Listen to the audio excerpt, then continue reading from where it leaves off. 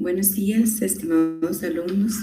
Me da muchísimo gusto contar con su presencia y pues que estemos puntualmente al inicio de la clase de orientación. Son las 7:15 y es pues el horario marcado para iniciar. Voy a compartir la ventana como lo hago en todas las ocasiones para corroborar que no haya ningún problema ni de audio ni de visualización con la presentación. Entonces, como siempre, pido de favor a alguien que amablemente me indique que puede ver correr la presentación para que no haya ningún problema.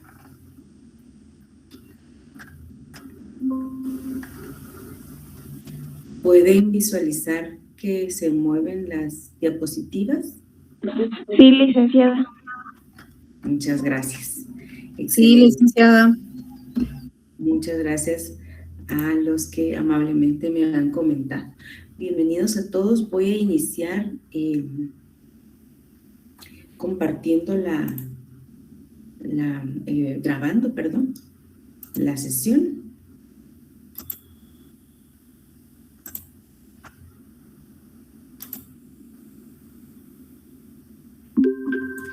Muy bien, buenos días, bienvenidos a todos nuevamente. Como les comentaba, es un gusto contar con su presencia.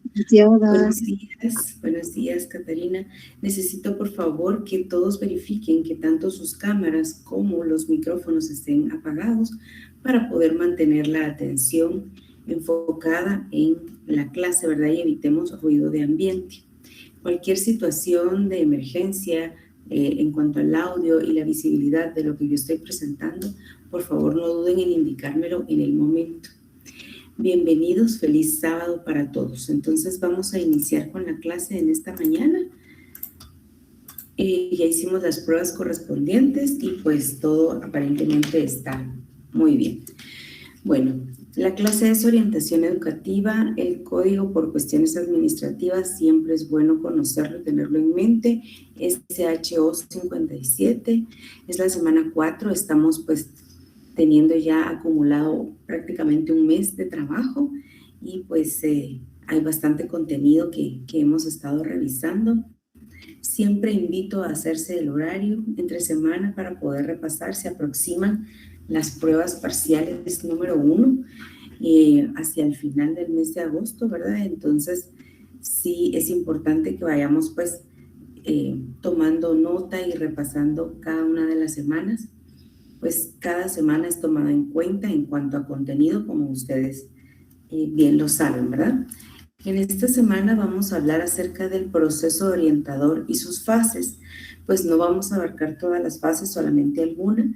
Si alguno de ustedes ya tuvo la oportunidad de observar el video introductorio, pues se nos aclara los inicios de estas fases y vamos a estar viendo otros conceptos relacionados con esto que nos aclaran el punto. Recordando, mi nombre es Regina Luna de Ordóñez. Vamos con el objetivo de la clase y el objetivo de la clase es determinar el proceso y las etapas de las funciones del orientador. Entonces, la semana pasada veíamos en cuanto al perfil y vamos a retomar algunas ideas de eso y veíamos cómo se delimita el trabajo de un orientador, hacia dónde va enfocado el trabajo de un orientador, en qué actividades pueden digamos, trabajar de manera unida o de la misma forma con los docentes y en qué momento hay competencias o actividades únicas del orientador. En esta semana vamos a trabajar sobre el proceso de la orientación, las etapas que este conlleva. Vamos a iniciar con esas etapas, entonces pues para ir organizando lo que hemos visto hasta el momento. Vamos a ver este videito, es bastante corto, lamentablemente, ¿verdad? En nuestro medio o en nuestro contexto más cercano no contamos con registro de información o videos, por eso es que pues tomamos de otras regiones. Sin embargo, es muy válido la teoría y el punto de vista es aplicable incluso a nuestros países, entonces pues yo verifico que sea así, ¿verdad? Escuchémoslo, es algo breve donde retoma ideas claves que debemos ir teniendo hasta este momento en cuanto al trabajo del orientador y sus responsabilidades, cosa que nos debe ir quedando muy claro y tenemos que ir afianzando cada semana.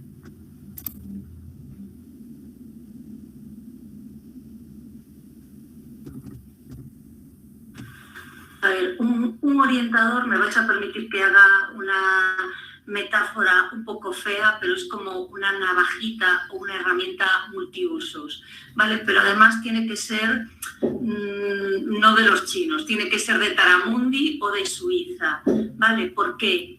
Pues porque nosotros servimos o debemos apoyar y todo el proceso educativo y a todos los miembros de la comunidad escolar. Bien, nuestro trabajo incluye 3 grandes ámbitos, ¿vale? Por una parte está el proceso de orientación académico-profesional, otra parte es la acción tutorial y otra es el apoyo a todo el proceso de enseñanza-aprendizaje, ¿no? Pero este ámbito incluye pues, que el proceso de apoyo a la enseñanza y al aprendizaje incluye colaborar en el diseño de las líneas de actuación en el centro, en la toma de decisiones en la comisión de coordinación pedagógica, el diseñar, por ejemplo, itinerarios educativos, pero incluye el asesoramiento y el apoyo a cualquier profesor, ¿vale? Para pues la adaptación de su programación, incluye impulsarle, ayudarle a realizar nuevas actividades, a seguir las iniciativas que tenga con su grupo de alumnos y evidentemente pues es un trabajo bastante amplio, ¿no? Personalmente, pues el ámbito que más me gusta es el de la orientación académico-profesional, porque depende más de nosotros que de los demás agentes educativos, ¿no? Pero bueno, yo estoy segura que la imagen de los orientadores en los centros ha variado mucho en estos últimos años y que cualquier persona que llegue a trabajar a un centro verá enseguida pues, la labor que tiene el orientador. Y si no, simplemente con revisar las leyes educativas se ve que el orientador está en todos los sitios. Cuando no es escribiendo y elaborando informes, pues es apoyando o supervisando cualquier trabajo, ¿vale?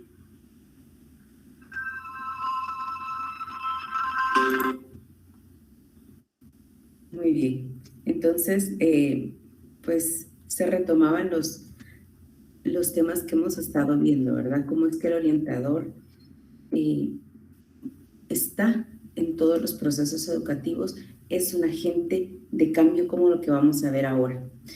Actualmente mencionaba la profesional que se ha cambiado la mentalidad en cuanto al orientador. Ya veíamos que al inicio eran docentes que pues se promovían o se cambiaban de responsabilidades, porque en realidad no es una promoción, sino un cambio de actividades por la experiencia que tenían. Revisábamos que en los años 90 pues empieza esta especialización como tal, ya con un programa académico. ¿Por qué hacemos tanta referencia a España? Porque bueno, es donde tiene como un mayor auge esta situación, esta preparación, y pues en Guatemala inicia también, siguiendo, ¿verdad? Buscando los modelos educativos que están tratando de alcanzar calidad educativa. Entonces, pues son modelos que pudieron haber sido o fueron en realidad un ejemplo para nuestro sistema educativo, y aunque no todo se puede adaptar, la figura del orientador que empieza a darse en esos países, pues viene a impactar acá también. En cuanto a la reforma educativa, también se busca la calidad y entra en la jugada de una forma más específica el orientador. Hoy día el orientador es considerado como un agente de cambio. Hemos visto cómo el orientador constituye una pieza clave en el desarrollo de la calidad educativa. Y hablaba de leyes y pues actualmente es parte de la ley o es una obligación que la ley nos impone el poder contar con un orientador educativo incluso hay una cantidad de estudiantes, ¿verdad? Por tantos estudiantes debe haber un orientador. Eso es algo que no siempre se cumple, pero es el ideal, ¿verdad? Entonces, recalcando la idea, el orientador es considerado un agente de cambio, pero específicamente ¿por qué? Vemos que el orientador contribuye de una manera determinante en la innovación educativa, en los planes de mejora académica y en la justicia social. Podemos ver que es una pieza inaplazable en cuanto a los fines de la educación. La innovación educativa definitivamente es un trabajo bastante fuerte el que se le está asignando. La mejora, ¿verdad?, en educación y hacer estos planes de intervención, y eso redunda en justicia social porque pues está dando atención a la diversidad. Por supuesto que veíamos que el orientador solo no puede hacer esto, necesita de la colaboración y la complementariedad del trabajo del resto de la comunidad educativa. Lo que sucede es que el orientador propone, dirige, organiza, podríamos decir que impulsa, crea de alguna forma programas, pero toda la comunidad pues apoya. Hay situaciones muy específicas, como repito la idea que mencionaba al inicio, como las evaluaciones psicopedagógicas, informes psicopedagógicos, dictámenes escolares, que solamente son trabajo del orientador. Ya veíamos cómo es que, aunque pues de repente no vemos ese trabajo como tal, pues se está dando. Otra idea importante que aprendimos es que el orientador, su trabajo es educativo, mas no siempre es docente. Idealmente no debería ser docente porque pues descuida toda esta parte de seguimiento personalizado que es su obligación fundamental. Entonces aprendíamos cómo es que no solamente desde la docencia es la única ni la mejor manera de poder incidir en la formación de los estudiantes. Entonces, el docente juega un papel clave al igual que el orientador. Sin embargo, el papel del docente está orientado a la docencia, precisamente, y el papel del orientador está orientado a todas aquellas actividades que complementan el proceso educativo del estudiante, que hoy día es muy necesario. Todo este conjunto de ideas que hemos repasado de la semana pasada y lo que vemos y recalcamos ahora es lo que hacen del orientador un agente de cambio. Recordemos, la semana pasada estuvimos analizando qué es un perfil, y esta es una idea importante porque cada puesto de trabajo, si esta fuera una clase de administración educativa o si alguien ha estudiado esta parte, por supuesto que aquí estamos de una forma general, ¿verdad? No estamos profundizando, pero los perfiles son estudiados a profundidad. ¿Por qué? Porque el perfil es el que determina, digamos, educativamente y administrativamente qué se espera de cada uno de los miembros de un establecimiento educativo. Se debe tener un perfil muy bien especificado, muy bien detallado para compartirlo con las personas y que se puedan apegar a estas actividades. Analizábamos qué es un perfil y pues podemos conceptualizarlo como un conjunto de rasgos peculiares o específicos, ¿verdad? Que son precisamente característicos de alguien o algo, o de un grupo, ¿verdad? En el caso de los docentes, aunque pareciera que se hace como, digamos, un perfil genérico de los docentes, no es así. Cada área, de acuerdo al proyecto educativo en el que trabajemos, tiene un perfil ligeramente diferente. Desde mi experiencia, por ejemplo, en el proyecto educativo en donde yo laboraba, se le daba muchísima importancia al área numérica y de comunicación y lenguaje. El científico, pues, también era importante, pero estos dos estaban como en punta de lanza. Entonces, por ejemplo, cuando diseñábamos los horarios, teníamos que ver la carga académica que quedaba, el tiempo en el que se distribuían toda la carga académica.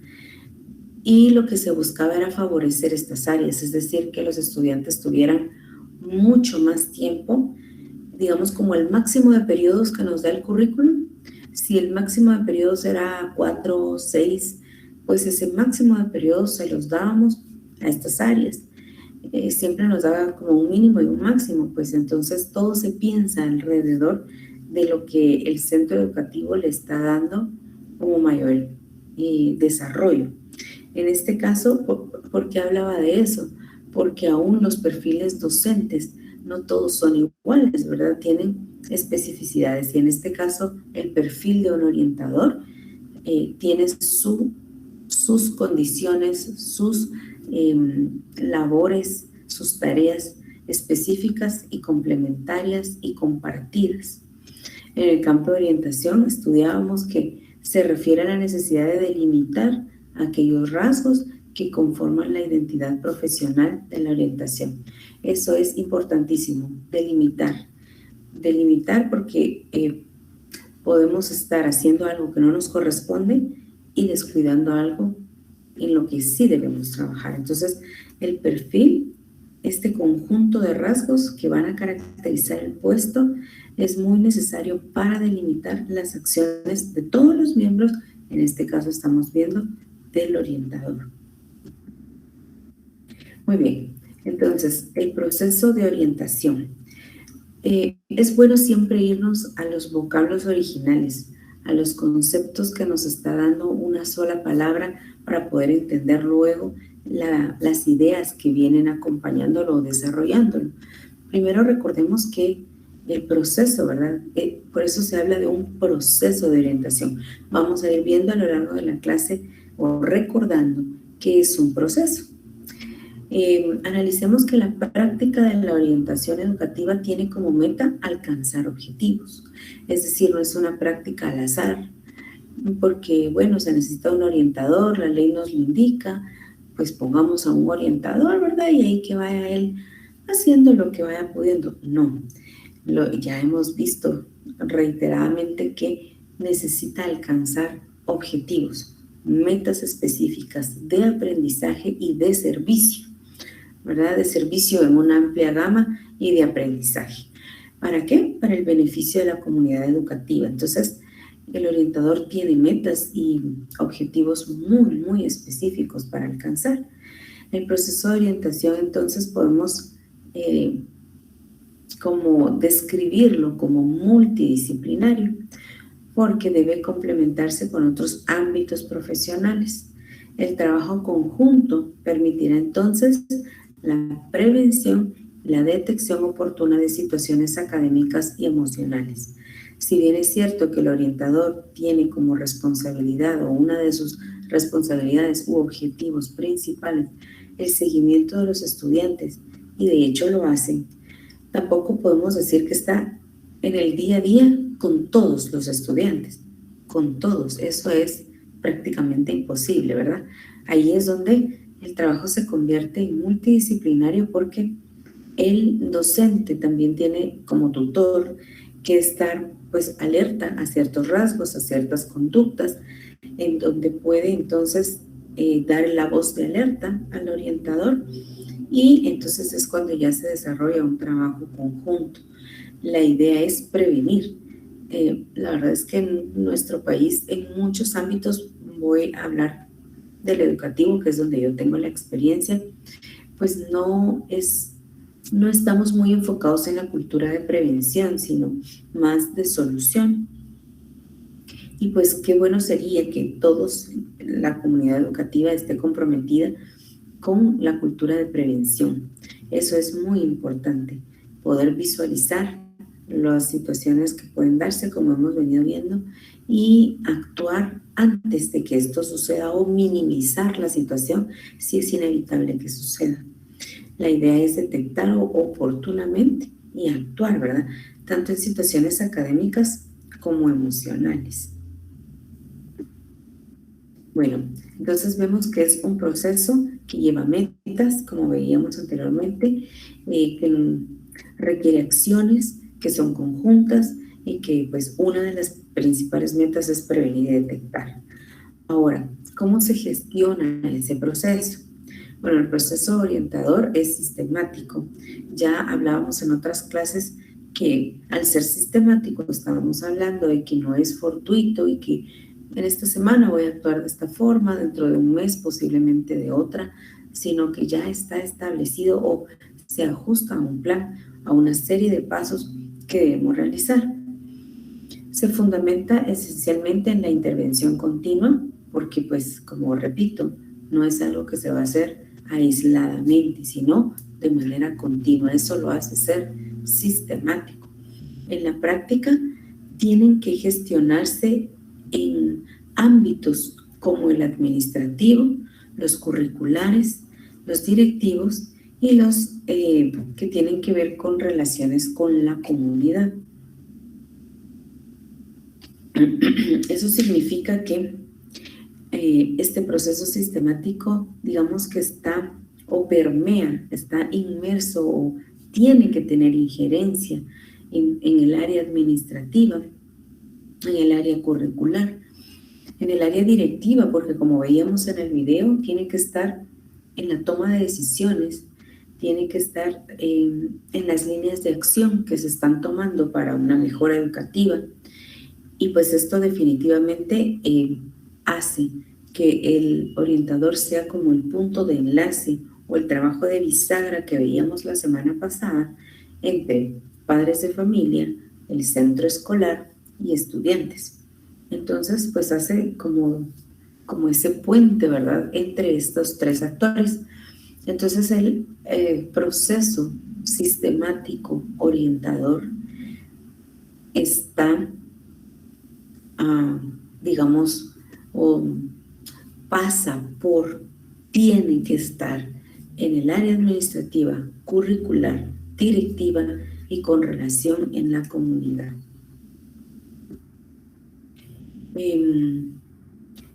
Cualidades, según el video introductorio, se mencionaba que el proceso orientador tiene cualidades, yo diría características, aunque allí la experta lo denota como cualidades. Ya no son cualidades personales, ahora nos vamos a dirigir pues a las cualidades o características que debe llevar el proceso orientador. ¿Cómo debe ejercerse? Vamos a ver qué condiciones debe tener. Tiene que tener 3 cualidades o 3 características claves para poder llevarse a cabo. El primero es la aceptación.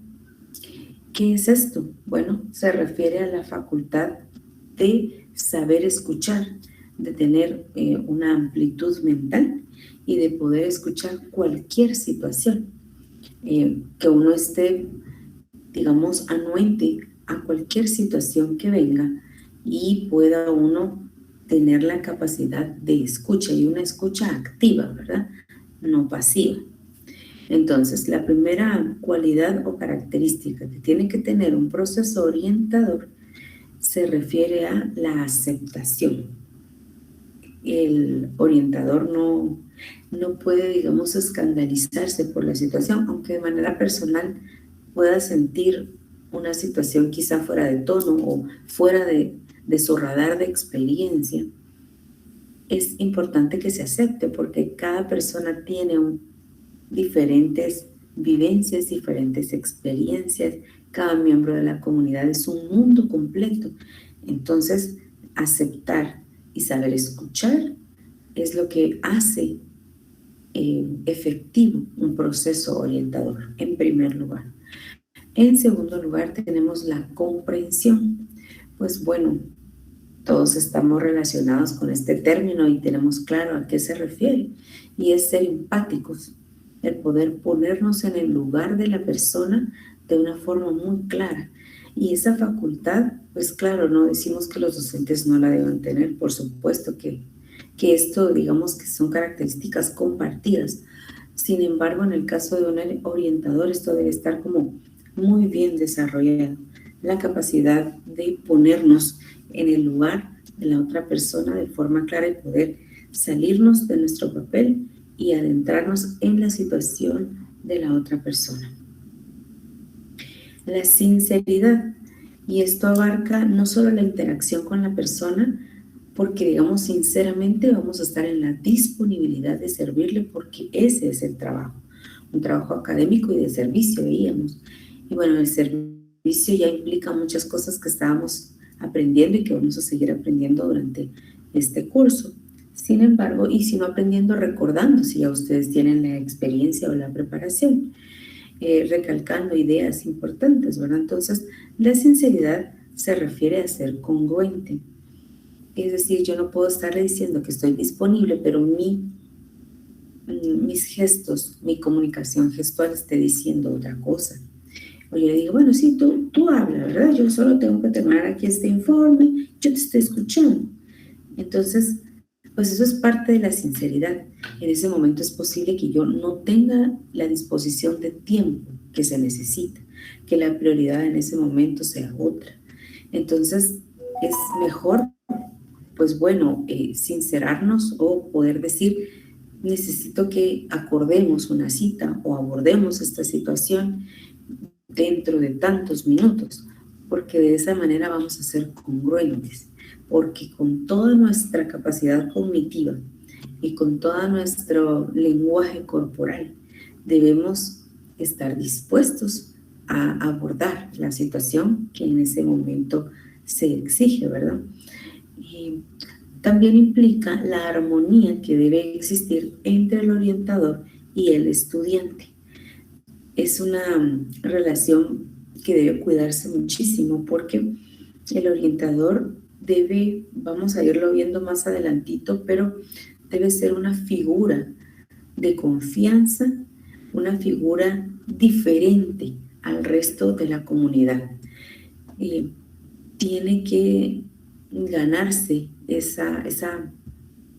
ese papel en donde el orientador tiene que formar esa armonía y esa interacción distinta al director, al coordinador, al docente, al padre de familia, aun cuando los objetivos sean los mismos. Las líneas de acción de un orientador tienen que ser distintas, el discurso distinto, porque si el estudiante percibe una figura similar al director, similar al coordinador, donde pues siempre hay como, aunque uno no quiera, cierto sermón, donde siempre uno sabe que al ir con este agente, con este actor, pues va a haber una consecuencia, puede ser escrita, puede ser oral. Digamos, el estudiante ya sabe cuál es el papel. Entonces, el orientador debe salirse de ese esquema. El estudiante tiene que percibir que en orientación el departamento no va a ir a recibir la consecuencia, en donde tiene que firmar, en donde se va a comprometer, no. Entonces el orientador tiene que tener esa habilidad para tener ese perfil distinto al resto. Debe tener la armonía con el estudiante, que muchas veces por cuestiones docentes y de rendimiento académico, pues a nosotros se nos hace más complejo, porque pues si bien es cierto que también tenemos que tener el arte de mantener la armonía y de buscar llegar al estudiante, en el caso del orientador, esa es la esencia de su trabajo, llegar al estudiante de manera armónica. Se tiene que regir bajo principios éticos y morales, muy importante, en donde si ya se creó ese lazo y esa armonía, tiene una doble responsabilidad del orientador, porque son menores. Tenemos que saber cómo manejar esta situación. Por ejemplo, aunque hay intervenciones donde van a estar con nosotros en una oficina, regularmente las oficinas tienen una ventana muy grande en donde estamos a la vista de todos, aunque estemos tratando una situación delicada. Solamente cuando, digamos, el estudiante pudiera salirse de control o tiene una situación emocional muy fuerte, podemos llevarlo a un sitio donde pueda estar más privado, pero regularmente tenemos que estar acompañados de alguien o a la vista de los demás, porque pues con jóvenes no podemos estar en solitario, ¿verdad? Tenemos que ver todos esos principios éticos y morales. Si se nos está haciendo partícipes de una situación delicada, de abuso de algún tipo, pues también entran a funcionar los principios éticos y morales, legales también, cuál debe ser el procedimiento adecuado. aplicar el secreto profesional, y ahí se requiere mucho criterio y mucha experiencia y criterio que no precisamente se adquieren, como ya hemos visto, en un programa universitario, sino en la práctica, o también pues empapándonos de asuntos legales, porque esto es muy, muy importante, el hecho de que tengamos claro que tanto lo ético como lo legal en cuestión de menores de edad tiene que estar muy claro para que nuestro proceso orientador sea efectivo. Y este secreto profesional pues no puede ser infalible, aunque se busca eso, ¿verdad? Digamos, la idea es esa, el que siempre esté presente ese secreto profesional. Habrá situaciones donde con las personas correspondientes, con las acciones correspondientes, se tendrá que tomar acción, ¿verdad? Me imagino que ustedes han sabido de algún caso o han tenido la experiencia. Luego, bueno, vamos a ir viendo este proceso durante toda la presentación, pero vamos a ir desglosando, como les decía, algunos aspectos también importantes que van relacionados con este proceso. Y quiero recordar o recalcar los servicios que ofrece el orientador. Trato de seguir como la secuencia que está en el video introductorio, y aunque hay varios temas, pues la esencia es, en este caso, en esta clase, el proceso del orientador. Vamos a retomar algunas ideas como el perfil o lo que estamos haciendo, en este caso los servicios, ¿verdad?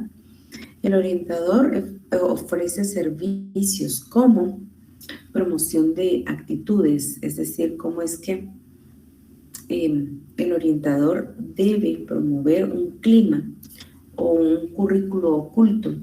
Ustedes habrán escuchado ese término. Cómo es que hay cosas que no están escritas en papel, maneras de actuar, de reaccionar, de convivir, que aunque no estén plasmadas precisamente dentro de la filosofía del proyecto educativo, dentro de la misión, dentro de la visión, sí se viven dentro del establecimiento, y el orientador es el responsable de mantener y de conservar estas actitudes que como centro nos van a distinguir.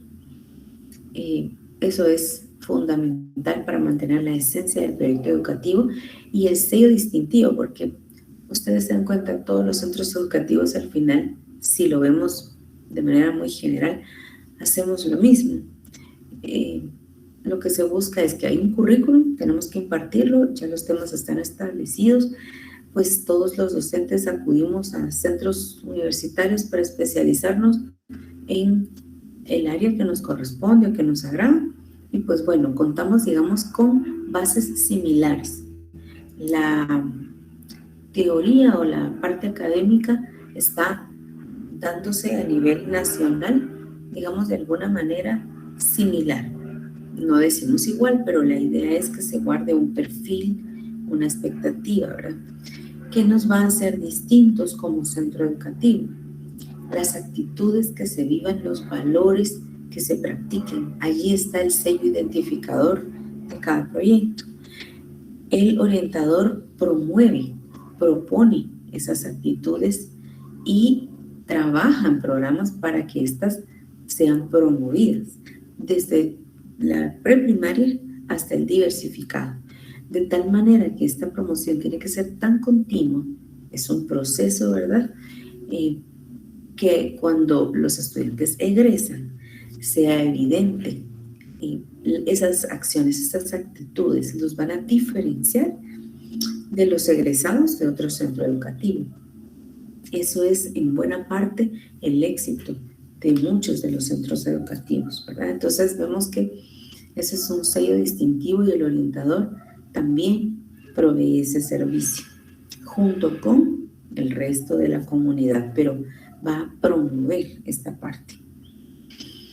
Va a promover también programas, ya veíamos la semana pasada qué tipos de programas pueden ser, como médicos, legales, veíamos con qué entidades el orientador puede buscar apoyo e intervención programada para poder enriquecer y complementar el proceso educativo. También da el servicio de atención individual y grupal. Ya veíamos que el orientador interviene de forma individual, de forma grupal, y pues también asesora al centro educativo. Ya vamos a ver en la presentación cómo lo lleva a cabo, o a aclararlo, a recordarlo. ¿Cómo se da atención al centro educativo? El servicio de psicometría, que está relacionado con la evaluación psicopedagógica y la elaboración de informes, que si no existe un orientador en el centro, debería de tenerse de manera externa. De alguna forma tiene que hacerse, pero es necesario que exista un orientador. Idealmente tiene que ser un empleado propio del establecimiento, y si no, por lo menos alguien externo que llega a dar este servicio, ¿verdad? Y los seguimientos a casos especiales que ya hemos venido analizando durante las semanas anteriores. Es importante aclarar cómo se lleva a cabo la intervención al centro educativo. Aunque en experiencia o quizá en trabajo ya lo hemos llevado a cabo, es importante tenerlo claro. El profesional de la orientación aporta algo específico de su perfil. Ya veíamos que el perfil está delimitado. ¿Qué de este perfil del orientador es lo que orienta al centro educativo como centro educativo? Bueno, es la visión panorámica y general que tiene el orientador, o que se espera que tenga. El orientador tiene que tener la capacidad de poder ver en un microsistema, es decir, aulas, grupos objetivo, digamos, niveles de maestros o conjunto de maestros, de claustro de maestros, conjunto de directivos, pero esos conjuntos o subconjuntos pertenecen al gran conjunto que es el centro educativo. Pues el orientador tiene que tener la capacidad de tener esa visión panorámica y de relacionar, interrelacionar esos pequeños conjuntos que hacen al conjunto mayor. Y tiene que verlo en microsistemas como en un macrosistema. Entonces, eso es algo, digamos, indispensable en el trabajo de un orientador. Ver el centro educativo en general y aportar, ¿verdad? Es un tipo de visión que resulta muy práctica para tomar decisiones, pues se manejan más variables que las que tiene un docente en el aula. Y no es por falta de capacidad, recalco esto, sino porque digamos que nuestro centro de trabajo, nuestro campo de acción está más limitado. Así es, administrativamente nuestro perfil está delimitado en un grupo, en varios grupos, en un área académica. Entonces allí está nuestro centro de acción fundamental. En el caso del orientador tiene que estar en grupos, o sea, en individuos, en pequeños grupos que forman el gran grupo del centro, pero tiene que manejar todas las variables. Todas las variables, digamos, que hacen que un centro educativo funcione. Parte administrativa, parte académica, parte psicopedagógica, parte legal, parte directiva. Entonces el orientador está en todas esas ámbitos. Ya veníamos en la diapositiva anterior que para gestionar el proceso orientador, pues está en todas las esferas, ¿verdad? Administrativa, académica, de relaciones con la comunidad. Entonces, recalco esto porque allí es donde vemos la trascendencia del trabajo y la amplitud que tiene el trabajo del orientador. El asesoramiento del centro se ejemplifica en la aportación que se hace a los directivos para la organización pedagógica. Esa es una de las grandes tareas, cómo el orientador aporta al centro como tal. Organización pedagógica o reorganización. Idealmente, cada cierto tiempo, como constantemente se está evaluando, se debe ver cómo es que esta organización pedagógica está siendo exitosa. Es interesante ir midiendo nuestras propias acciones, ya lo he platicado en otras sesiones, no solo en el área de orientación, sino en el área académica. Por ejemplo, para los centros que están desde pequeños hasta el diversificado, el Ministerio de Educación tiene su propio sistema de medición, ¿verdad? Tanto en la primaria como en la secundaria llevan a cabo pruebas que miden, ¿verdad? La calidad educativa, que van enfocadas hacia el nivel de conocimientos que están adquiriendo los estudiantes, cómo van preparados, y es toda una logística porque pues de los estudiantes evaluados pues recaban datos, tienen información específica y esto les permite ir haciendo mediciones a nivel nacional o a nivel regional, pero tiene que tener esos datos. En el caso del orientador, pues bueno, no está encargado de varios centros, está encargado de un centro y debiera tener esa misma dinámica de poder ir midiendo, registrando y comparando ese progreso académico, progreso, digamos, socioemocional que va teniendo el centro educativo. Y lo puede hacer teniendo sus propios registros y de esa manera puede organizar pedagógicamente o colaborar con organizar pedagógicamente de una forma más exitosa porque está basado no en suposiciones, no en solo lo que vi, sino en hechos. Se pueden, por ejemplo, elaborar pruebas académicas de ciertas áreas. Los especialistas en las áreas pueden elaborar ciertas pruebas con los conocimientos, digamos, bases que debieran tener en ciertas áreas los estudiantes. Se pueden diseñar, se pueden revisar, se pueden compartir, se pueden oficializar y eventualmente pasarlos en cierta época del año, hacer las cuantificaciones necesarias y poder saber cómo van los grados académicamente. El docente, el orientador podrá hacer ciertas encuestas que tengan que ver o que estén relacionadas con desarrollo socioemocional y también compararlo. Entonces, poder ir haciendo esas mediciones del centro enriquece muchísimo porque vamos viendo nuestro propio progreso y se organiza de mejor manera el centro, ¿verdad? Por ejemplo, dentro de esta organización pedagógica no solamente está esto que acabo de mencionar, sino aspectos, podríamos decir, tan obvios como la distribución de espacio, porque cuando vimos no sé si fue con este grupo, creo que fue en otra clase, pero veíamos cómo es que la organización física de una clase, de una oficina, de un centro en general, incide directamente en el aprendizaje.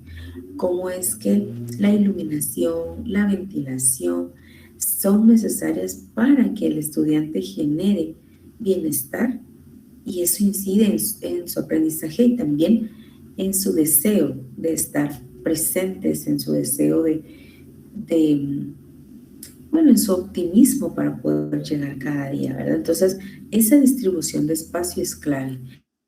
El poder ver que no voy a tener un grupito pequeño en un aula grandísima cuando tengo un grupo grandísimo en un aula pequeña. Entonces, ¿cómo se va a distribuir esos espacios? ¿A quién le queda mejor?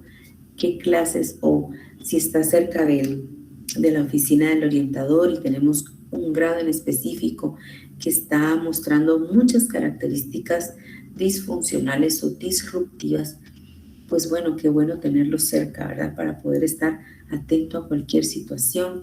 En fin, esta distribución de espacios tiene una intencionalidad o debería tener una intencionalidad.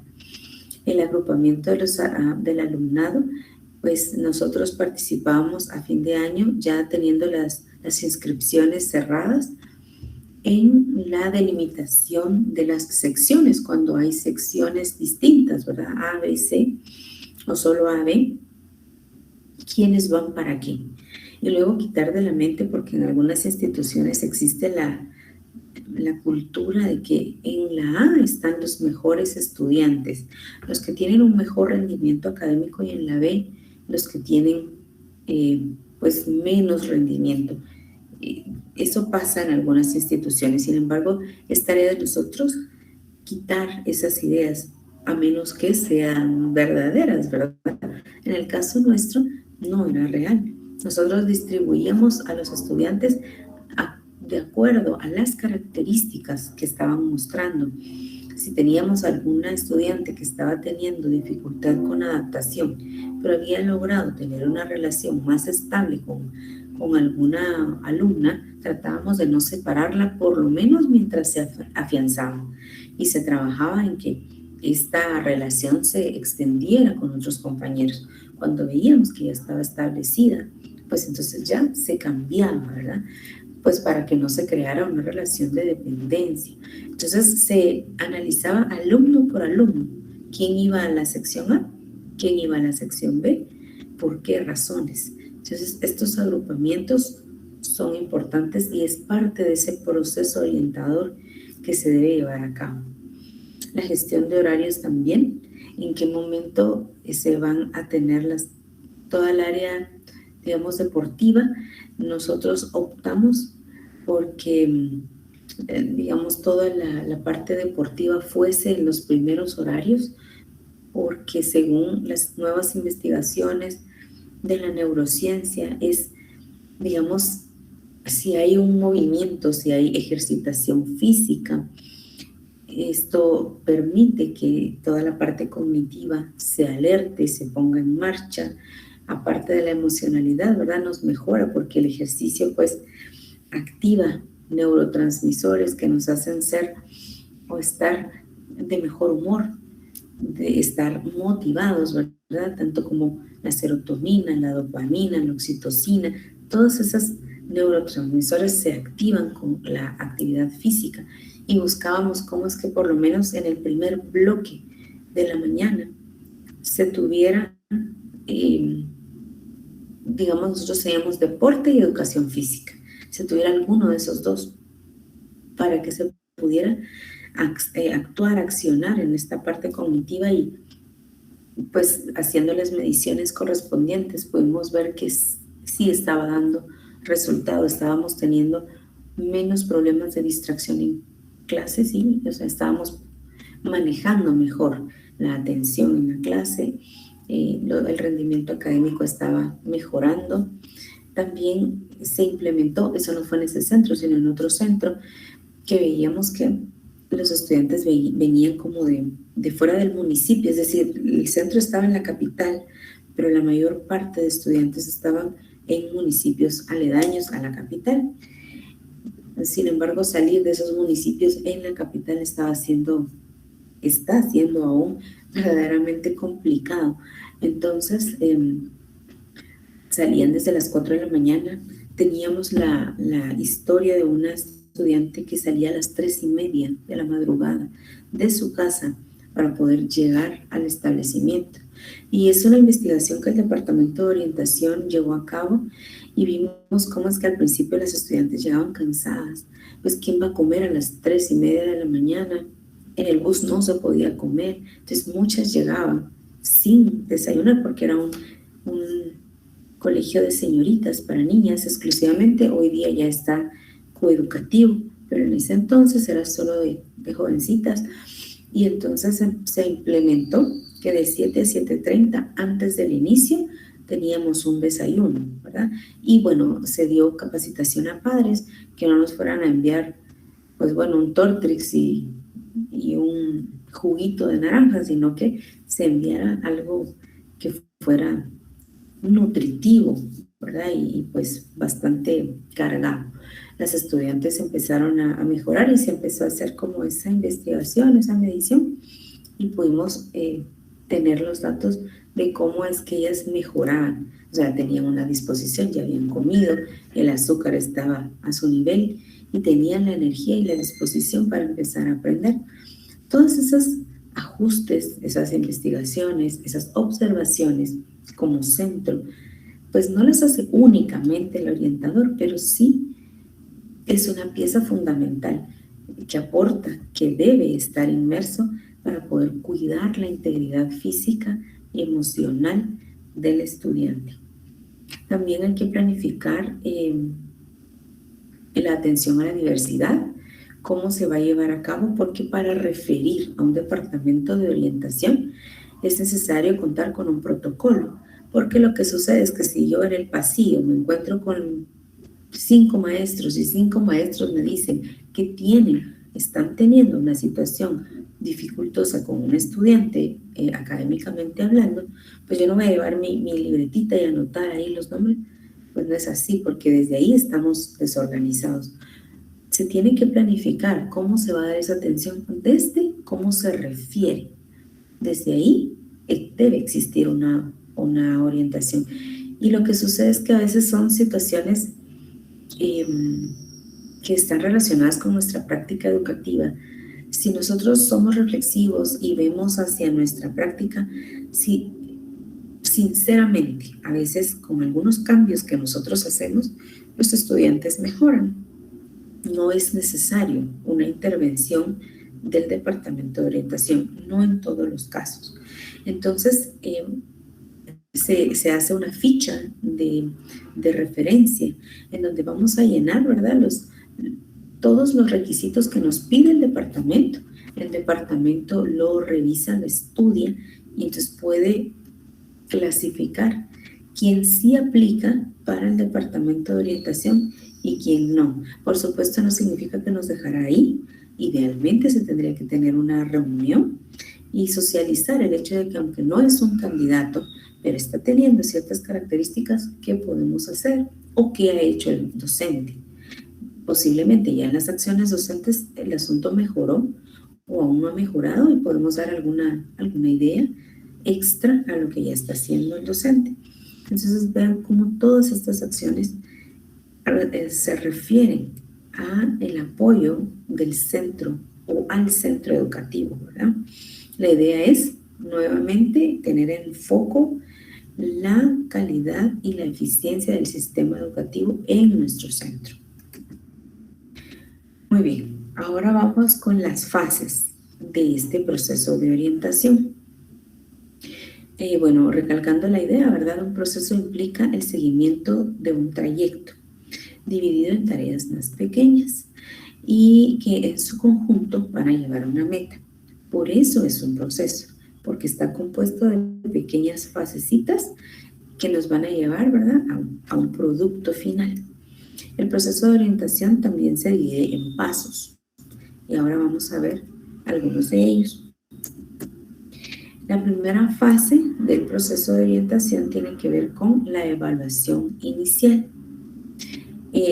¿A qué nos referimos con evaluación inicial? Ahí ya estamos hablando de cuando ya se hizo una referencia al departamento, ya tenemos los estudiantes que, por decirlo de alguna forma, han clasificado como prioridad dentro de, porque no es que los otros no lo tengan, ya veíamos que un principio de derecho es que todos tienen precisamente el derecho a recibir orientación, no solo aquellos que están mostrando deficiencia.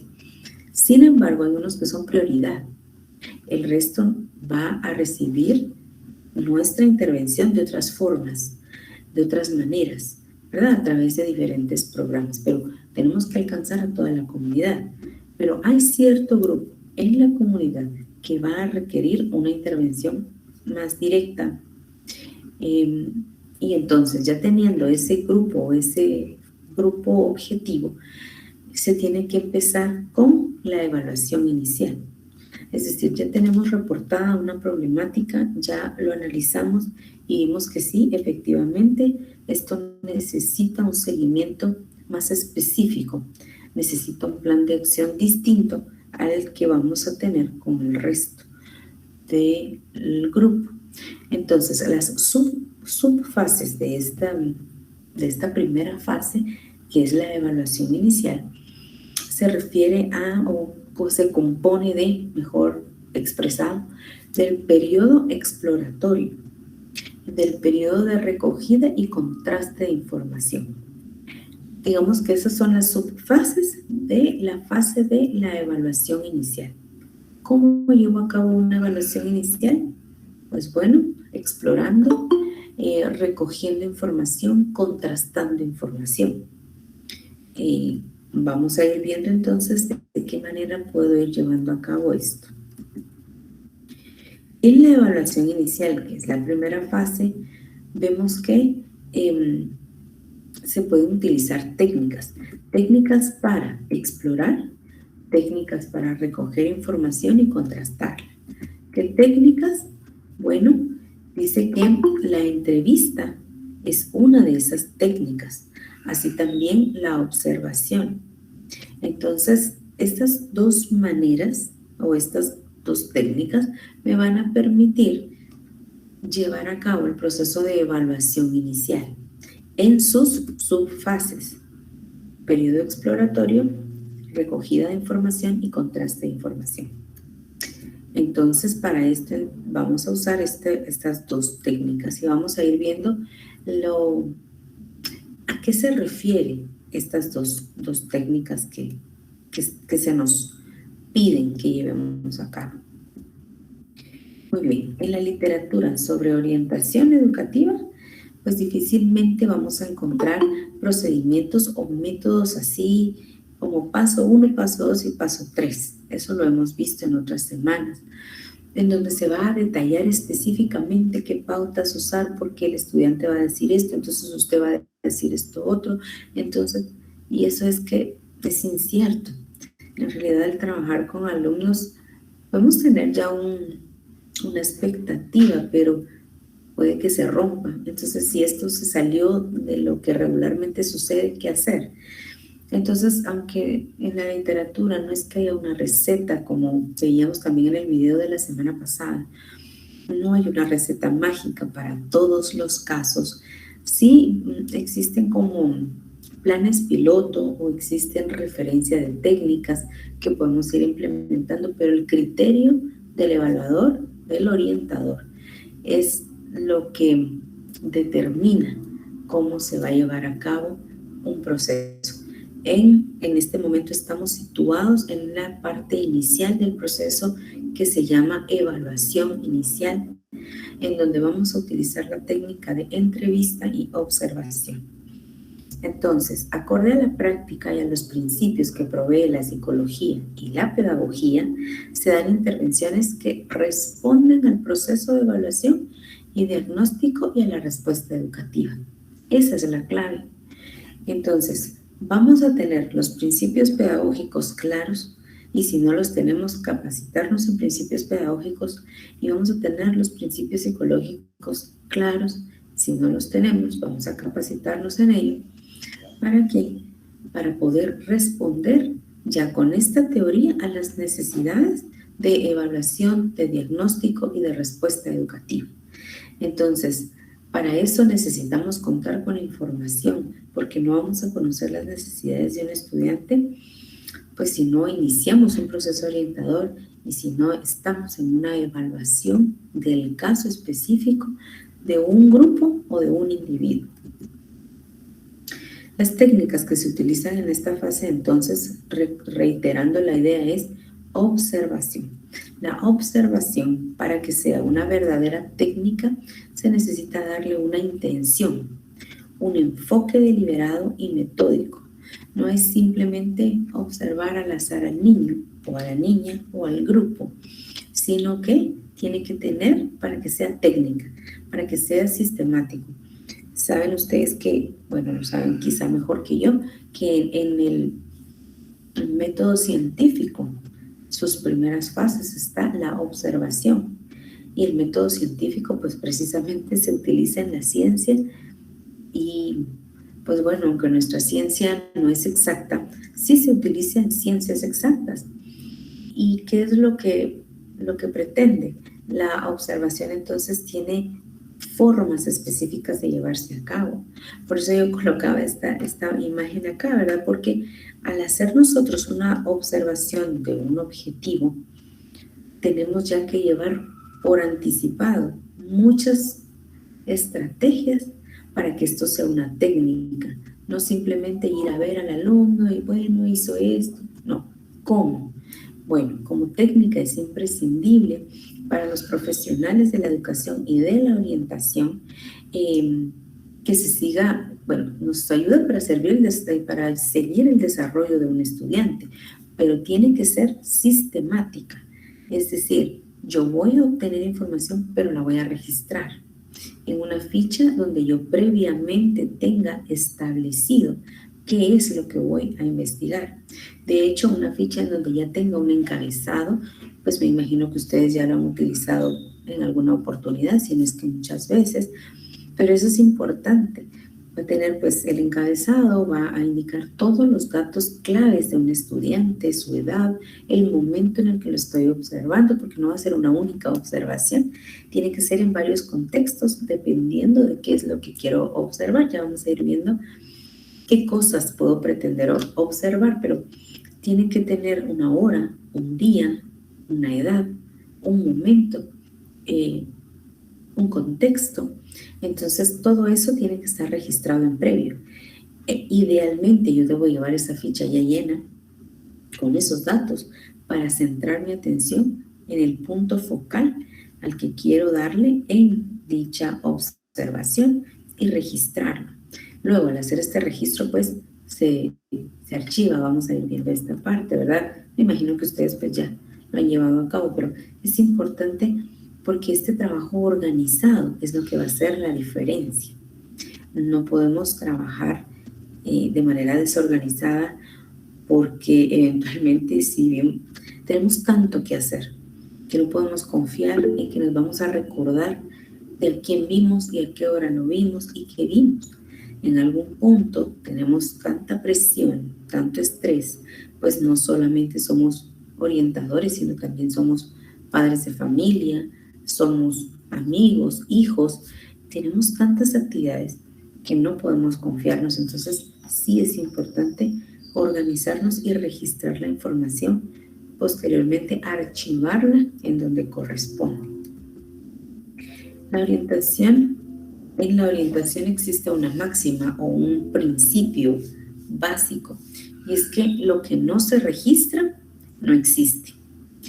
Porque díganme ustedes, si nosotros no llevamos un archivo o no abrimos un archivo de estos estudiantes, de este grupo, de esta persona a quien estamos llevando el seguimiento, y no nutrimos ese archivo con observaciones y con otras técnicas que vamos a ir viendo, en realidad no existe. Y puede que sea una realidad la conducta disruptiva o un problema emocional, pero si no hay evidencia o forma de alimentar el archivo en donde estamos nosotros llevando como el récord de lo que hacemos como trabajadores y de la vivencia del individuo, pues bueno, no existe en realidad. Si eventualmente nos tocara documentar un caso en el Ministerio de Educación, donde por ejemplo se pierde el grado y la situación está más relacionada con asuntos emocionales que académicos, ¿cómo lo probamos?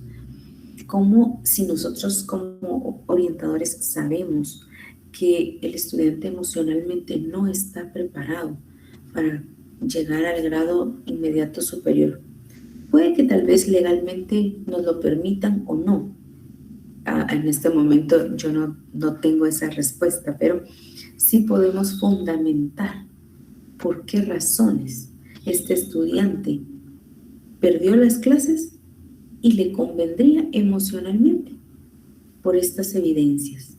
Y el Ministerio de Educación se maneja así, con un archivo bien organizado, bien documentado y oportunamente socializado, porque también si yo lo llevo hacia el final del ciclo escolar, pues difícilmente me van a autorizar algo. Tiene que ser en previo.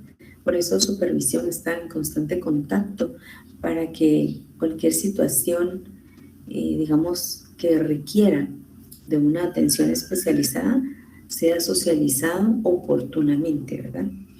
Entonces, si no se registra, no existe. Y esa tiene que ser nuestra máxima. Por eso debemos buscar documentar cualquier situación. Y esto en una doble vía. Primero y principalmente por el bien de nuestro estudiante, por tener un archivo, porque el estudiante tiene una historia dentro del centro educativo o si se cambia de centro. Y en segundo lugar, porque nuestro trabajo lo requiere, porque es, digamos, documentar mi día a día. Si yo no tengo ningún registro de nada, prácticamente pareciera que yo no hice nada, aunque lo haya hecho. Entonces sí es importante que actuemos de manera técnica y profesional. Bueno, esto ya lo había comentado. Si no se dispone de un registro en la observación, podría decirse que no se actúa de manera técnica, claramente. En primer lugar, habrá que tener claro qué es lo que se desea observar. Hay que clarificar. Puede ser algo muy concreto, como por ejemplo una conducta agresiva o una conducta muy inhibida o cohibida, o puede ser algo muy general. En realidad, cómo se está adaptando, por ejemplo, un estudiante a su entorno, al grado, al grupo. Puede ser una situación concreta si vemos que hay alguna dificultad o se nos ha reportado alguna dificultad específicamente con un estudiante, y entonces observar allí mismo cómo funciona esta dinámica, o simplemente nuestro estudiante en una dinámica general con el grupo. Entonces, eso es algo clave. ¿Qué voy a observar? ¿Qué es? Primero lo tengo que determinar. Se debe tener por escrito los aspectos que se requieren en la observación para no olvidar ninguno. Entonces, yo puedo desglosar ese rasgo concreto o general que quiero, lo desgloso como en subtemas, por llamarle de alguna forma, y así yo no pierdo el foco de qué es.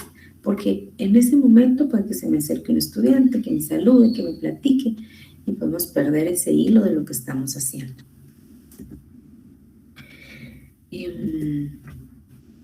Ahora veamos en cuanto a la entrevista. Bueno, antes de esto, de pasar a la entrevista, sí quisiera que viéramos que en el caso de la observación, pudiéramos tener la pericia o la experiencia, el expertise, cuando estamos observando, de poder ver la comunicación gestual que tiene el objetivo o el individuo o grupo. Ya estoy moviendo aquí, que tenemos como encargados en ese momento. La comunicación gestual, qué expresión verbal utiliza, porque a veces las palabras van cargadas, bueno, no a veces, siempre las palabras van cargadas de intenciones, ¿verdad? ¿Qué intenciones están detrás? ¿Me corroboran? ¿Me alejan de la hipótesis que tengo o me acercan a la hipótesis que tengo en algún caso? La expresión corporal que tiene la persona o grupo que estoy observando. ¿Cómo funciona la sociabilidad si el caso va enfocado ahí, o aunque no vaya enfocado a socializar? Creo que la sociabilidad nos puede dar un indicador de muchas cosas. Eso es bastante importante. Recalcando también tener fecha. La fecha de observación es clave. El lugar donde estamos observando también es clave. Bueno, y los nombres de las personas o grupos a los que estamos observando. Puedo hacer descripciones detalladas, teniendo en cuenta que debo ser preciso en la descripción, muy concreto, es decir, en pocas palabras, abarcar muchas ideas. Los detalles que nos llamaron más la atención en cuanto a el objetivo de nuestra observación, colocarlo, y colocar aspectos que pueden ser de interés, si no ahora, a mediano o largo plazo. Eso es importante. Ahora pasamos, sí, a la entrevista. Y en la entrevista podemos describirla también como una técnica básica, al igual que la observación. En la entrevista es otra de las técnicas básicas para esta fase inicial de evaluación. Es imprescindible en todos los campos profesionales en donde están implicadas las personas, ¿verdad? Esto no puede faltar, tanto en el campo educativo propiamente académico como en el de orientación, debe darse la entrevista. De hecho, desde que uno tiene un proyecto como familia y quiere inscribir a su hijo en una institución, la institución de vuelta, para poder darme una respuesta afirmativa o negativa, deberá tener una entrevista. Sé que en algunos centros no sucede, ¿verdad? Simplemente también el estudiar es un derecho. Hay un establecimiento educativo, no se le puede negar el derecho a nadie, y pues entran todos los estudiantes. Bueno, está bien.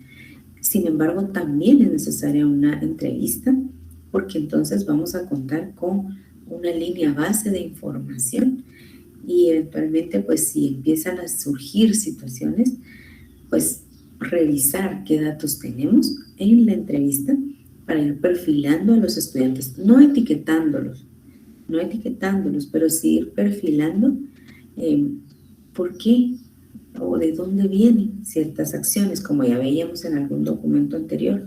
Esto nos va a permitir conocer o entender mejor a nuestro estudiante. Entonces, para fines educativos, específicamente en el área de orientación, se requiere sí una especialización en el desarrollo de una entrevista, porque sí se tienen que cuidar las palabras, la postura, el contacto visual, el clima de la entrevista. Es decir, sí es algo muy técnico y muy profesional al llevarlo a cabo.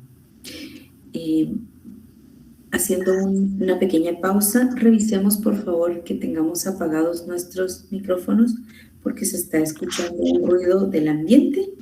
Si ustedes pueden colocar en el chat, si tienen a la vista quién tiene encendido su micrófono, que le puedan avisar porque a veces uno no se da cuenta. Si me hicieran ese favor, les agradezco muchísimo.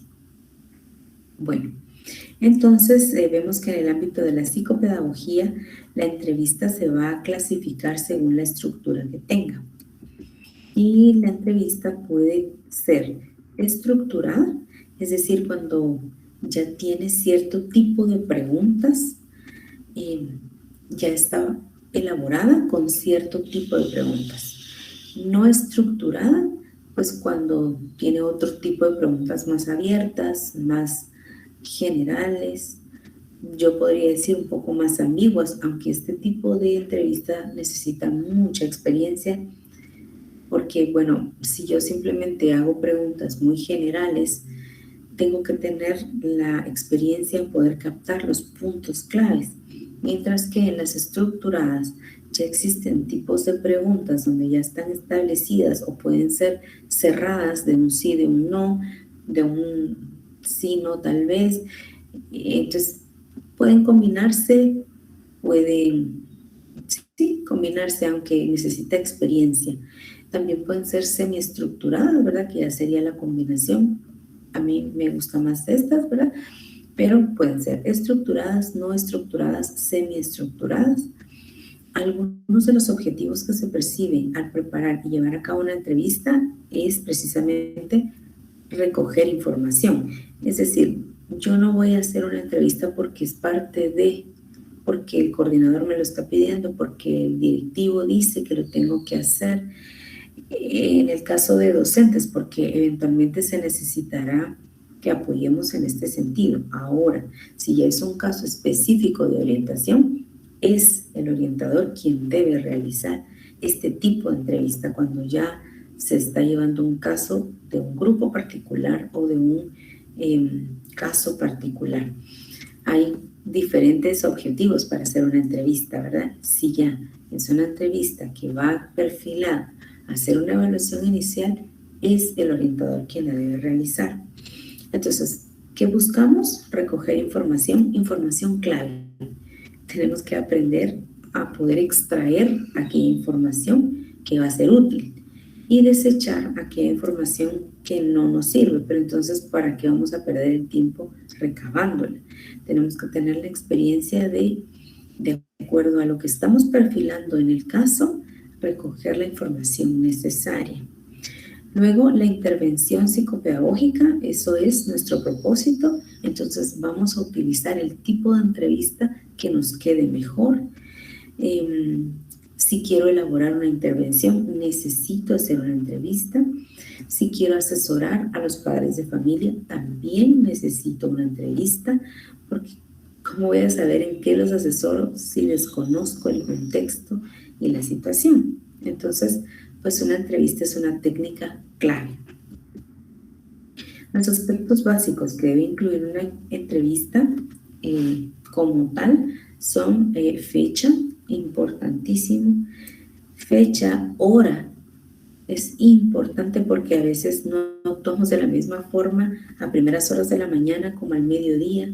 Puede ser que algunos padres de familia o algunos niños estén enfermos del azúcar, y si hacia el mediodía no han consumido un alimento sustancioso, pueden tener conductas distintas, incluso hasta agresivas o depresivas.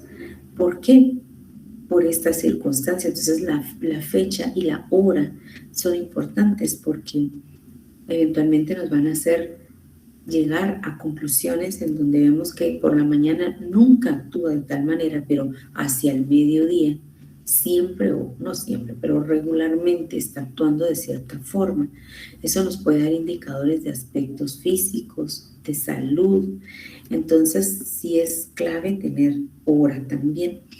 El motivo que hace que se dé esa intervención, los participantes, quienes están participando en esa entrevista, los temas que se trataron y los acuerdos adoptados, eso es muy importante. Todos los datos deben registrarse y archivarse con rigor. Insisto en esa idea porque no vamos a hacerlo en un cuadernito por ahí olvidado y después a buscarlo, y cuando me toque hacer el archivo voy a arrancar esa hoja.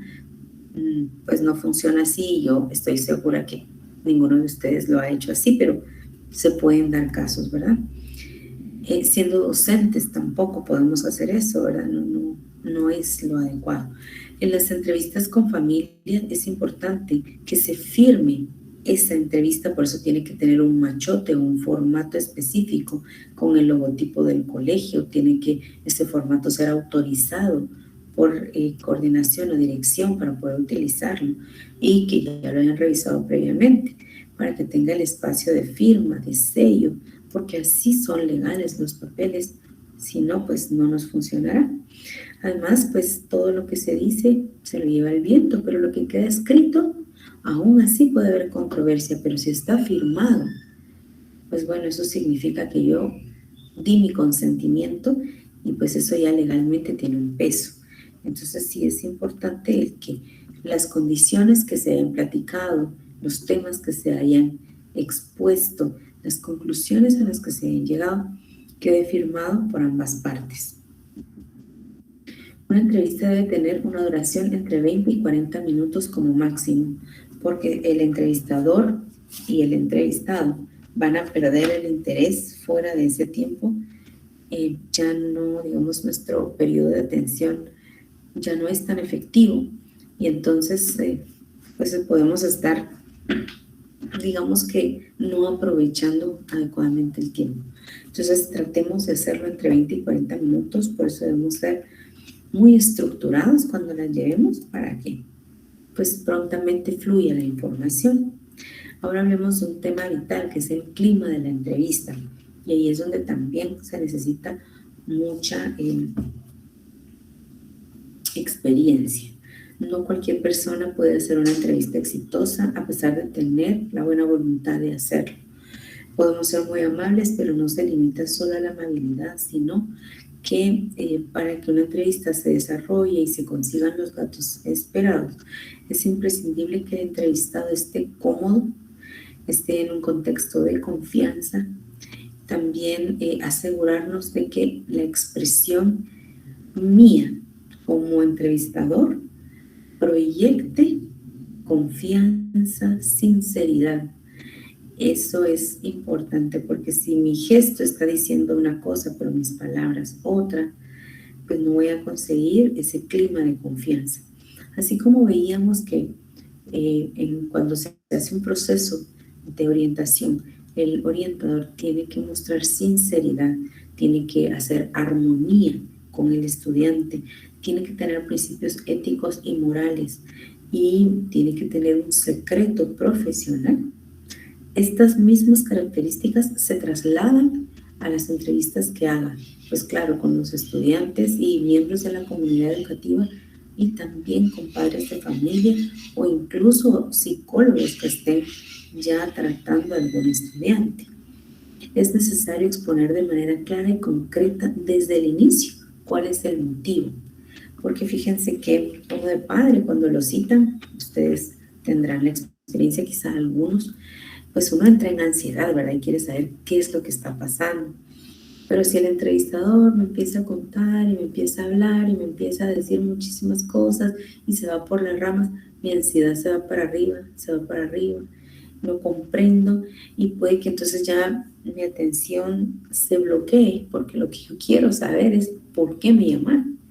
Entonces tenemos que asegurarnos que sin ser tan tajantes y cumpliendo con preparar el clima, preparar la situación, empezar con asuntos, comentarios muy generales, preparar la situación, asegurarme de que al iniciar voy a dejar claro cuál es el motivo, ¿verdad?, de mi entrevista y que nuestro gesto siempre sea estar cuidando que nuestro gesto sea amable, tengamos un gesto facial agradable, atento, que denote que estamos poniendo atención, siempre ver a la cara al entrevistado, porque pues eso denota interés y respeto hacia lo que la persona está comentando. Bueno, en cuanto al clima, también tenemos que, generar la confianza, iniciar la conversación con un tema banal, como decía, ¿verdad? Pues en cuanto a cómo están sus hijos, cómo está la situación de la región, algo que sea un punto de interés sin entrar en discusión, ¿verdad? La escucha activa, eso es importante y se demuestra con gestos que apoyen, como asentir con la cabeza, mantener la mirada y emplear conscientemente señales que indiquen concentración. Es conveniente no interrumpir a la persona que habla o hacer algún gesto para indicar que nos permita un momento y que la persona misma pare su conversación. Pues siempre estar llevando comentarios como comprendo, es razonable, trato de ponerme en su lugar, en fin, frases que hagan entender que estamos poniendo atención. Y que la persona tenga el protagonismo, es decir, esa persona en ese momento es lo más importante, no nosotros, ellos, y que sientan que le estamos dando ese espacio para que la comunicación sea fluida y obtengamos la información que buscamos, no juzgar ni criticar. En el ínterin, si se nos está comentando algo, aun cuando nos parezca algo con lo que no estamos de acuerdo, trabajemos en que nuestro gesto sea bastante parco, ¿verdad? Y no denote lo que estamos pensando y no hacer críticas ni juzgar, porque entonces ya se sesga esta entrevista y ya no obtenemos la información que queremos. Tampoco minimizar la situación de la persona, aunque creamos que tal vez es un problema que para nosotros es mínimo, o que el disgusto o la situación viene de algo que para nosotros pudiera ser sin importancia, no lo es para la otra persona. Entonces, sí darle la justa importancia que se le está dando en la familia, ¿verdad? También pues dejar fluir las emociones y no decir, por ejemplo, como, ay, no llores, no llores, o no te rías, sino dejar fluir las emociones y pues tenemos que ir adquiriendo esa experiencia en hacerlo. Es necesario exponer, bueno, ya eso ya lo veíamos, ¿verdad? Entonces, hasta el momento hemos podido evaluar cuál es el proceso de orientación, hacia dónde va dirigido los procesos de orientación, y ahora mismo estamos adentrándonos en esta primera fase, que es la fase inicial de recoger información con sus subfases, recoger información y explorar. Vimos que las técnicas para hacer esto es la observación y la entrevista. Estamos viendo cómo poner en práctica la observación de manera técnica y cómo poner en práctica la entrevista de manera técnica. Ambas intervenciones, cuando ya es parte de un proceso de diagnóstico o de evaluación, ya son responsabilidad propiamente de un orientador, pero si eventualmente nos estamos preparando o nos vamos a dedicar al trabajo de la orientación, sí es importante ir adquiriendo esa experiencia y esos detalles. Aquí no termina esto, la observación y la entrevista, pues es todo un mundo. También tendríamos que aprender las especificaciones de las entrevistas que vimos, estructurada, no estructurada, semiestructurada, hacer prácticas de esto. O sea, digamos que esto es son pinceladas, es como tener información. Sin embargo, pues esto requiere un entrenamiento, digamos, en el área psicopedagógica. En la preparación psicopedagógica existen cursos propios de la psicología en donde se prepara específicamente para estos temas. Ahora mismo yo le voy a dar más atención a las intervenciones de tipo académico, porque recordemos que estamos nutriéndonos de dos ciencias, la pedagogía y la psicología. Entonces la psicología será quien nos entrene en esa parte. De hecho, en el pensum de la psicopedagogía existen cursos pedagógicos y psicológicos. En mi experiencia, pues se recibían cursos en la Facultad de Educación y cursos en la Facultad de Psicología. Teníamos, digamos, laboratorios con los psicólogos y teníamos clases solamente con la Facultad de Educación. Desconozco si el programa de ustedes lo contempla así. Sin embargo, pues si vamos a tener una preparación en psicopedagogía, ya sea ahora o posteriormente, funciona así. Esta parte que estamos viendo de evaluación y de observación y de entrevista no termina ahí, ¿verdad? Es toda una ciencia hacer esto y posiblemente en un momento oportuno ustedes van a aprender más acerca de esto.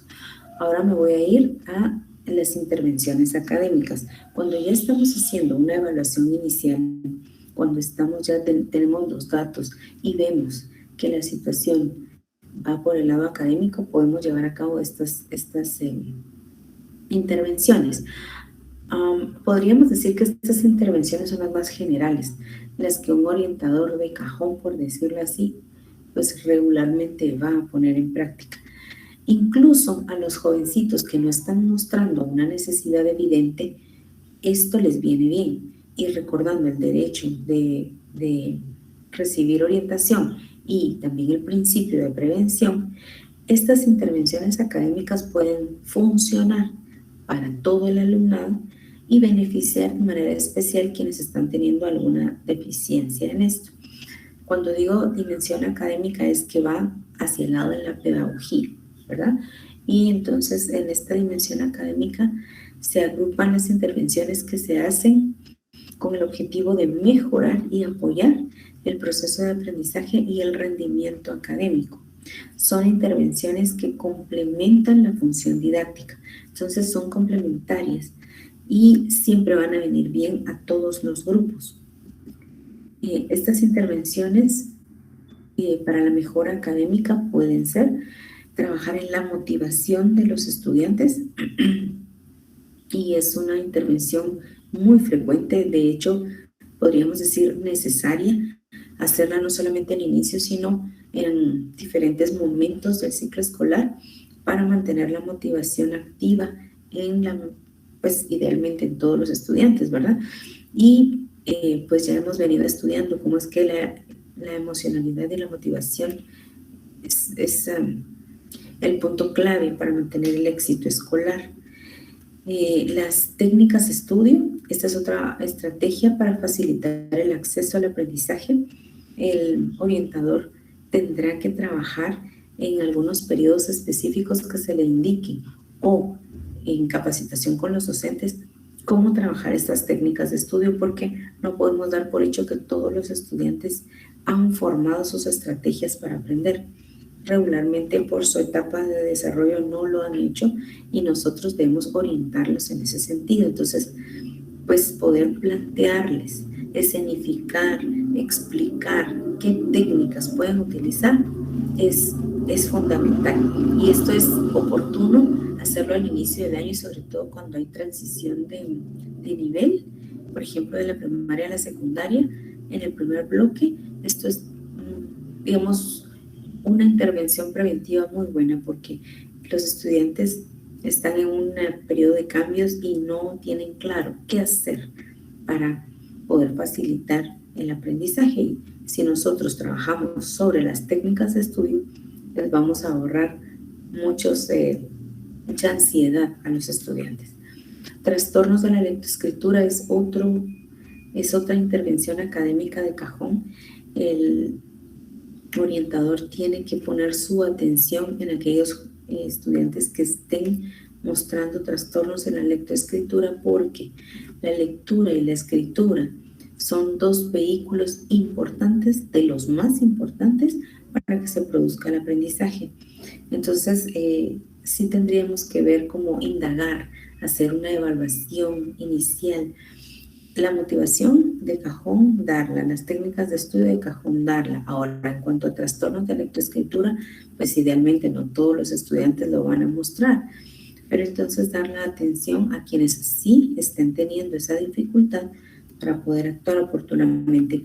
Si no se trabaja esta área de la lectoescritura, el estudiante está, digamos que no es por ser pesimistas, pero está enfocado al fracaso escolar porque su herramienta básica de aprendizaje está dañada. Entonces tenemos que trabajar en eso de manera necesaria. Las dificultades para el aprendizaje, chicos que están mostrando algún rasgo como déficit de atención, hiperactividad y algún otro rasgo distintivo, pues es importante que vayamos sobre eso. Pues todas estas características inciden en forma directa en la dimensión académica, por lo tanto el orientador deberá darle atención. Muy bien. Para trabajar cada una de las intervenciones académicas existen técnicas específicas que permiten alcanzar el objetivo, es decir, para trabajar la motivación hay técnicas específicas que también la psicología nos la provee. Y ahí es donde se ve como, bueno, a mí personalmente me gusta muchísimo ver la fusión de estas dos ciencias en cómo se complementan. Porque si bien es cierto que la motivación incide en cuestiones académicas, pues bueno, viene de la emocionalidad y entonces la psicología nos da diversas técnicas para poder trabajar la motivación. Las técnicas de estudio, bueno, aunque tienen algún rasgo psicológico, por supuesto, están más enfocadas a la parte académica. Pero existen técnicas ¿cuáles son esas técnicas de estudio? Ya las podemos detallar, pues por cuestión de tiempo no puedo detallarlas completas, ¿verdad? Ya estamos sobre el tiempo de finalizar la clase. También trastornos de lectoescritura, existe qué trastornos son y cómo de manera general podemos pues atajarlas, ¿verdad? Las dificultades de aprendizaje de la misma forma. Otras intervenciones psicopedagógicas son la dimensión socioafectiva, ya vimos la académica, se va a trabajar en la dimensión socioafectiva, en la dimensión personal. Y bueno, aquí hablábamos acerca de las competencias del orientador, como recalcando la idea de la semana pasada. Y con esto estamos finalizando, ¿verdad? Ya el contenido para esta semana. Recuerden que en esta semana, bueno, debemos prepararnos muy bien porque pues se acercan los exámenes parciales y si bien es cierto que no nos estamos preparando ni profesionalizando para ganar un examen, pues es parte de lo que administrativamente debemos llevar a cabo. Entonces, pues si estamos esforzándonos por esto, pues va a ser como parte de lo administrativo, aunque nuestro objetivo es adquirir conocimiento, ¿verdad? Les agradezco a todos por la atención, ya no quiero tomar más tiempo extra y voy a parar con la grabación en este momento. Les deseo a ustedes un feliz sábado y que puedan aprovechar su tiempo, ¿verdad? De la mejor manera. Si hay alguna duda o aclaración que se necesite, no duden a escribir o a llamar, a comunicarse con la universidad en la secretaría correspondiente para que sea aclarada su inquietud. Muchas gracias. Feliz sábado. Feliz fin de semana, licenciada. Igualmente, muchas gracias. Igualmente para ustedes. Feliz Feliz día, feliz fin de semana, licenciada. Gracias, igualmente, igualmente.